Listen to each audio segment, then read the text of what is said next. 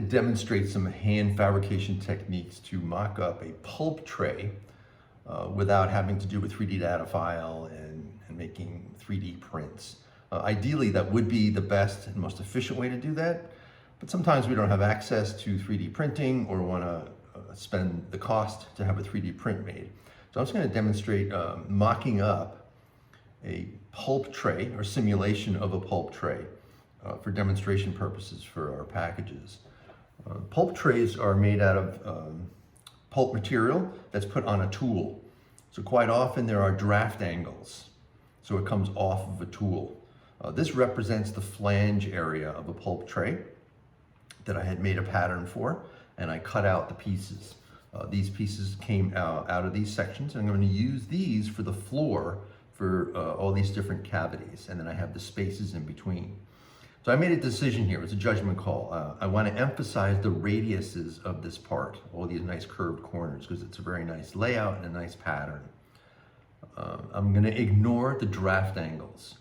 So if I take this for my floor and I put it down here, these walls are going to be straight, which is very unlikely for a pulp tray. Quite often there'll be some extreme draft angles that are on there. But it's hard to do the draft angles and the radiuses all at the same time in a hand fabrication. So that's sort of a judgment call on this design. I've done trays where I've emphasized the draft angle, but I kept my corners sharp because that draft went into another part, or I was emphasizing that. So that can also be done. It's just a different approach to building this. So I'm going to use a bent lamination technique to build these little cavities. So I have some of these fabricated here. So this is a part that I made on a pattern, and I put the floor. I actually took the piece that came out of here and I used that as the floor. As you can see, I have a double line here which represents this wall thickness here, which is ultimately going to be face glued under here, and then I'm going to create my cavities. So this is just a technique for fabricating a pulp tray for simulation purposes. So I'm making it out of craft material, so it'll look very much like a pulp tray. And like I had mentioned, it just won't have the draft angles. So I have these 4 cavities that we're going to do there. I cut out all these parts. So I made several just for the demonstration purposes. So the round part, I'm going to start with that. Quite often I'll make a former. This is a former out of foam core, which represents the internal cavities of these trays. I wrapped the paper around that and then glued a bent lamination to make that part. So the center circle here, quite often when I do circles, I just run around my apartment. I look for things that have that diameter so I don't have to build another former. And I've been really lucky. So I found this glass, and it happens to be exactly the diameter I need to make this part. So I'm going to use that as my former to create the center cavity here. So I took a piece of this chip material. I'm taking chipboard like this. Chipboard and a lot of other paper substrates usually have a flexible direction and then a more rigid direction, sort of like a grain. And it just happens when they make the pulp and they make the material. So you can always pick up, even SBS and other boxboard materials, quite often there's a more flexible direction and a more rigid direction. So I am working with that flexible direction because I do want these to flex. So now when I cut these into these little strips, it's very flexible. It wants to bend, which is going to be really beneficial for what I have to do here. So I literally took one of these and I just wrapped it around the glass. I made a tick mark and then trimmed it and then just wrapped it around and taped it. So what happens is this is the first layer. If I take another layer and layer that on here and glue it and let that dry, it will hold its shape without even having the bottom in there to form it. So once I make that, I will take my bottom section that I cut out and I will glue that in the bottom of that, and that makes that one cavity. So to get this to, I encourage this to bend a little bit. A circle is pretty easy, but I do like to use like a wooden dowel and sort of get these ends to roll over just a little bit. So sometimes I'll just roll this dowel in here to get this to curl, because once I glue that on there, I don't want it to pull away from the arc. So I'm just going to get that to arc just a little bit, especially on the end, so that holds in nice and tight there. So now I need to make my measurement. I'm going to wrap this on top of this and come all the way around. I'm going to pull that in nice and tight, and I can see where it started. So I'm going to make a tick mark right there and then trim that down. So I have that to the right length. Let's just line that. I'm going to use the grid on the cutting table as a guide. And line that up. Get that nice and square.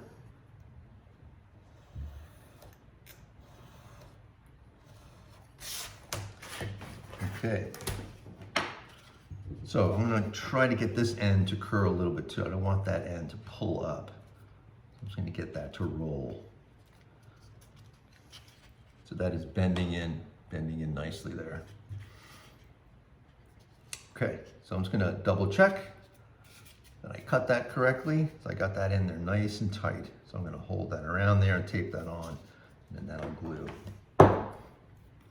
So I'm just going to use Elmer's regular wet glue. This is very pulpy material, so it does absorb into this material because it's very porous.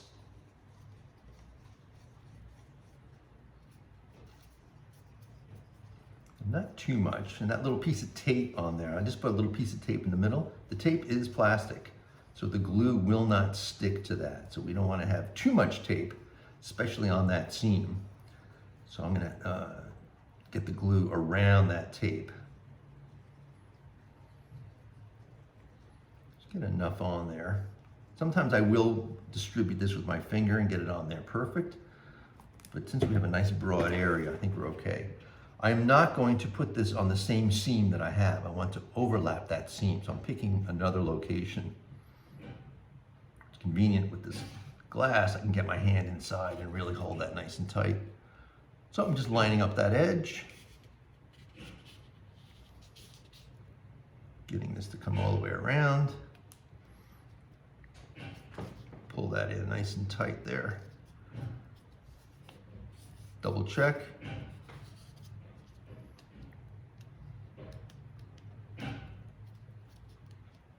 Okay.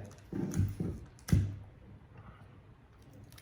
I'm just going to use one piece like this.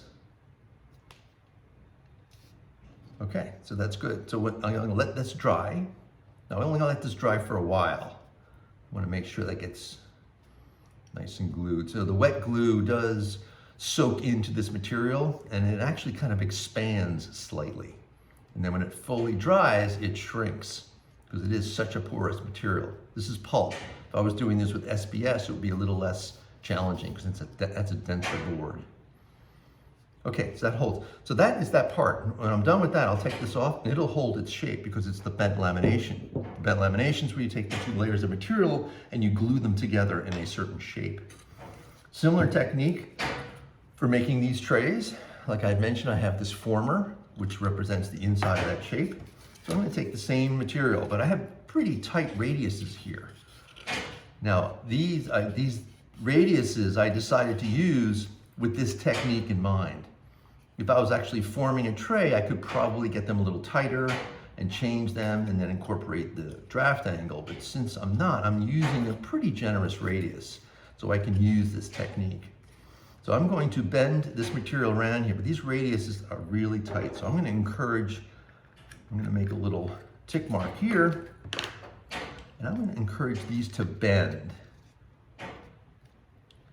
So I'm really using this dowel, and I don't want folds, I just want to arc the material around. So I'm going to do that on each one of these sections to get that to curve around nicely. So when I start here, where did I start? I guess I could start here. So now I can bring that around. That holds nice and tight right there. And I'm going to do that all the way around and then tape this into position just like on the glass. So I'm making a tick mark at the beginning of that radius. And I'm going to bend that material. Try not to fold it, I'm just trying to crush it a little bit and get it to arc. Trying to avoid folds because I want that to be a nice, clean radius. So this isn't extremely accurate, it's just to get that to flex a little bit in those corners.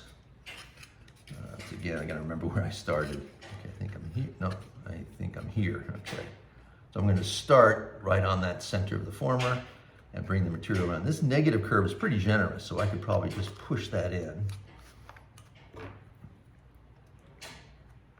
And I'll make it out. This is a big radius down here.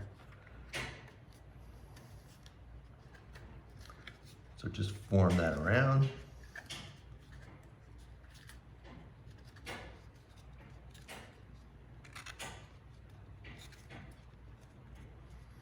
So, gotta keep track of where I am. Here we go. Nope. This one. Bring that around to the bottom. Trying to make this sure this is pressing in nice and tight. So I'm going to make my final calculation there in a minute.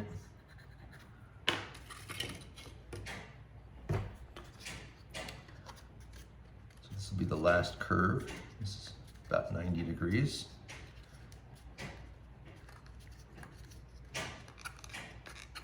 So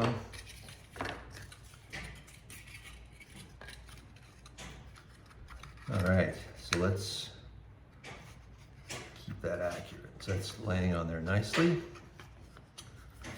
Bring that all the way around. So I'm gonna make sure I have this nice and tight on all these curves. And I'm gonna make this final calculation right there. So if I trim that there, this should sit very nice on that. So again, I'll use my the grid on the cutting table as a guide. You want to make sure that's as square as possible.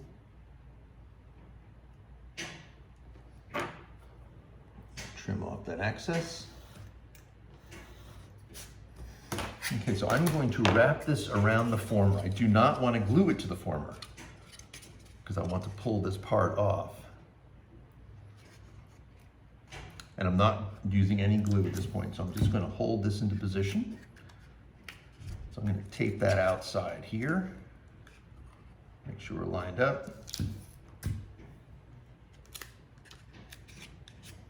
Like so. Oops. Did that in the wrong spot.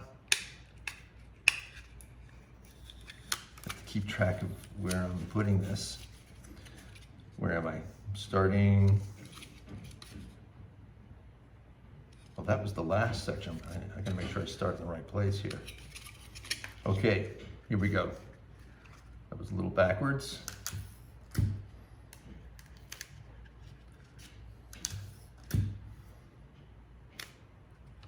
make sure that's nice and lined up. So. That's holding. This negative curve definitely needs to be held into position.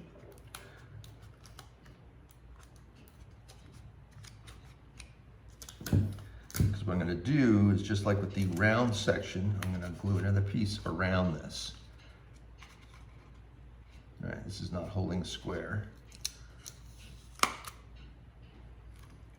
I'm going to put a little piece here to make sure that this stays down into position.